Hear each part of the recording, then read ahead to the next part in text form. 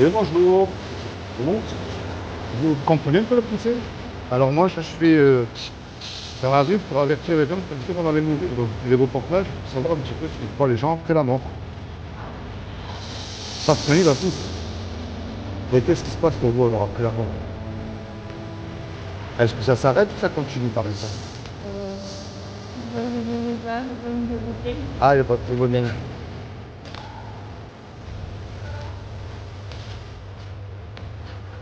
Et bonjour. Ça, c'est pour vous. Moi, je suis youtubeur. Vous connaissez YouTube?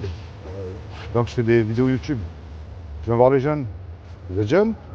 Eh bien, vous rentrez dans ma catégorie, c'est pas très long, vous allez voir, c'est rapide. Parce que je me suis aperçu d'une chose, sur BFM ou n'importe quel fait divers, on ne parle jamais de la mort. Et on y va tous. Un jour ou l'autre, vous et moi, on va mourir. Et qu'est-ce qui se passe après la mort alors pour vous? Est-ce que ça s'arrête ou ça continue pour vous? On va au paradis. D'accord. Paradis, mais aussi l'enfer. Oui. Et il y a Dieu au milieu. Il y a le jugement. Donc vous croyez en Dieu. Oui. Vous êtes quoi, musulman ou chrétien? Chrétien. D'accord, comme moi. Alors pour vous, en tant que chrétien, comment est-ce que vous savez si vous avez accès au paradis? Qu'est-ce qui vous permet d'y rentrer? Par rapport aux actions qu'on a fait dans la vie, si on a fait le bien, le mal, si on mérite d'aller au paradis, si on mérite d'aller en enfer. Eh bien, on va voir, c'est très simple. Alors moi, je ne vous juge absolument pas du tout. J'ai cassé toutes les lois divines et non divines, hein, jusqu'à là en prison, moins comme ça, c'est clair. Je ne remplis pas les bancs des églises, je ne suis pas témoin de Jéhovah ni rien de tout ça. Si vous allez dans une église, c'est très bien, mais je ne critique pas, c'est pas mon but. Sur mon traité, il n'y a pas d'adresse, pas de numéro de téléphone, comme ça, c'est clair. On va être jugé par une loi qui est les 10 commandements. Et cette loi, elle est merveilleuse parce qu'elle montre déjà d'une que je n'ai pas le droit de vous juger, parce que je l'ai cassé. Et elle ferme la bouche à tous les religieux aussi qui seront mieux que nous. Hein. Et je ne vais pas aller jusqu'à 10. Il y a un commandement qui dit tu ne mentiras point. Est-ce que vous avez déjà menti? Oui. Comment on appelle quelqu'un qui ment? Menteur. Très bien. Il y en a un autre qui dit tu ne voleras point. Est-ce que vous avez déjà piqué quelque chose? Mais peu importe la valeur. Hein. Oui. Moi aussi. Il y en a un. Alors comment on appelle quelqu'un qui fait ça déjà? Un voleur. Voilà. Il y en a un qui dit tu honoreras toujours tes parents. Est-ce que vous êtes sûr que vous les avez toujours honorés, vos parents? Non, pas toujours. Il y en a un autre qui dit tu mettras toujours Dieu en premier dans ton cœur. Avant que vous me donniez votre réponse, j'ai remarqué qu'on met Dieu quand tout va mal.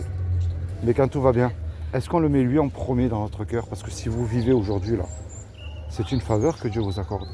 Est-ce que vous le mettez tout le temps en premier dans votre cœur? Et un dernier, il y a un commandement qui dit tu ne commettras point d'adultère. Vous n'êtes pas mariés.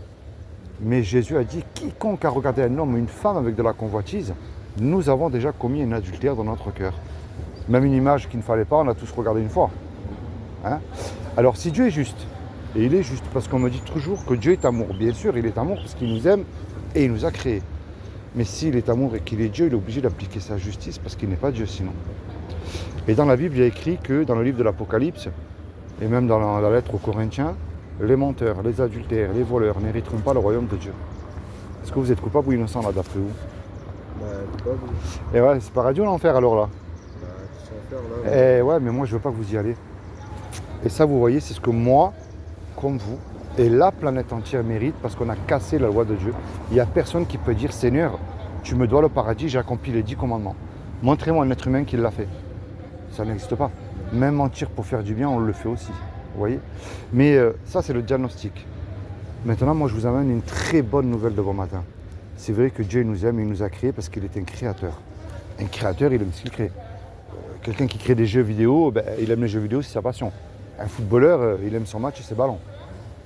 Est-ce que vous savez ce que Dieu a fait pour vous il y a 2000 ans pour vous éviter justement d'y aller en enfer? Je vais vous le dire, c'est ça la bonne nouvelle. La bonne nouvelle, c'est comme Dieu n'a trouvé personne de parfait sur terre. Ni un pape, ni un saint, ni qui vous voulez-vous. Ce qui est impossible à l'homme ne l'est absolument pas à Dieu. Dieu peut faire ce qu'il veut. Eh bien, il s'est habillé d'un corps. Il a pris une forme humaine qui est Jésus. Et il a dit, quiconque croit, il n'a pas dit de faire, hein, croit que Jésus est le Fils de Dieu, qu'il est ressuscité du royaume des morts le 3e jour, il aura la vie éternelle à mes côtés. Croire, c'est très bien. Mais il y a un problème aussi, c'est parce que les démons, ils y croient et eux, ils tremblent. Il y a écrit dans la Bible, c'est le frère de Jésus qui a écrit « Tu fais bien d'y croire en Dieu ». Les démons aussi y croient et ils tremblent.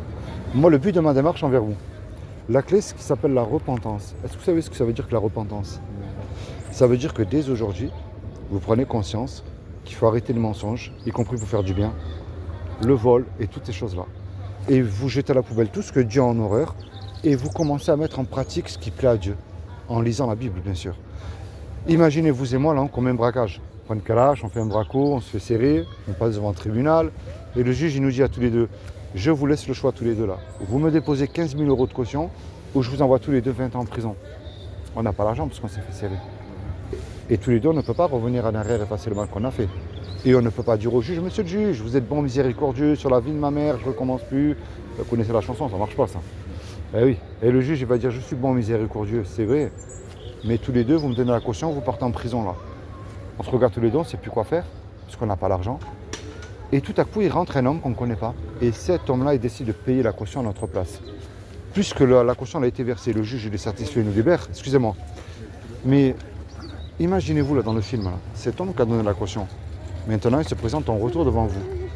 Qu'est-ce que vous allez dire à cet homme-là qui a payé la caution pour vous? Merci. Si vous demandez un service, vous allez lui rendre, ce qui est normal aussi. Oui. J'imagine bien. Hein.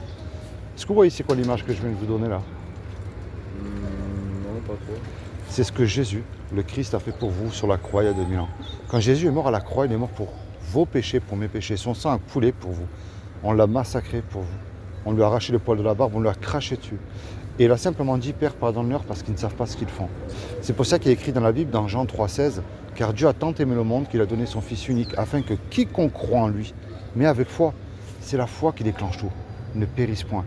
Et moi aujourd'hui, je t'encourage à avoir la foi comme un petit grain de moutarde, parce que c'est ce que Jésus a écrit, enfin, qui est écrit dans la Bible plutôt.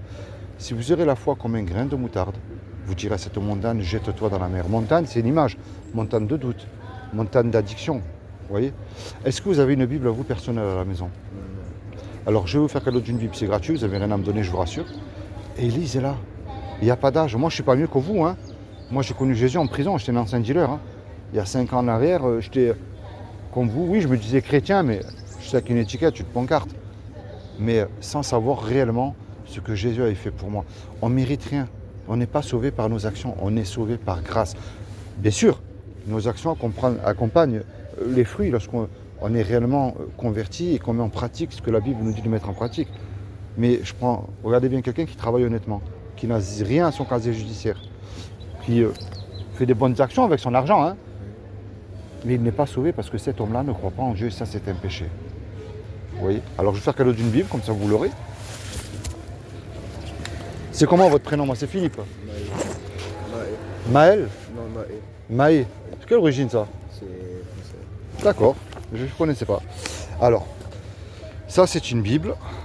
Moi je vous encourage à, j'ai mis un petit traité, à commencer à lire dans l'évangile de Jean pour connaître Jésus. Jusqu'à la fin? Alors, moi c'est un conseil que je vous demande, voilà, lisez Jean, mais après vous avez toutes les lettres qui parlent. Et ensuite vous avez l'Ancien Testament. C'est un peu plus compliqué, il faut être fuite en histoire, mais il faut les lire. Vous voyez? Et moi je vous encourage, lisez-la tous les jours la Bible. Soulignez ce que vous comprenez. Alors bien sûr, Dieu peut envoyer quelqu'un vous parler, ça je ne néglige pas. Mais Dieu parle à travers sa parole. Quand vous allez la lire, la Bible, vous allez dire, mais c'est fou, ce verset c'est pour moi.